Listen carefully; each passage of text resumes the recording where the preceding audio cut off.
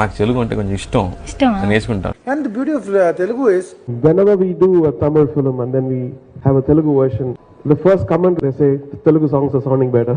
How much ever hard we try in Tamil, I think because the language itself is sweet. తేనికన్నా తీయనిది మన తెలుగు భాష అని తమిళ literatures లో భారతీయార్ సుందర తెలుగుని పాటిసైతే అన్నారు. సుందర తెలుగు అంటే ఏంటి? బ్యూటిఫుల్ తెలుగు. ఎందుకు అన్నారు అలా?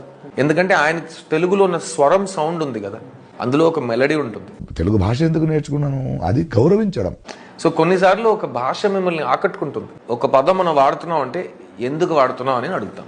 జనరల్గా భాష నేర్చుకుంటున్నప్పుడు ఇది ఎలా చెప్తారండి అని మీరు అడుగుతారు. నేను అలా చెప్పను. ఇలా చెప్తారా? ఇలా ఎందుకు చెప్తారు? దానికి కారణం ఏంటి? ప్రాస అంటే ఏంటి? సంధి అంటే ఏంటి?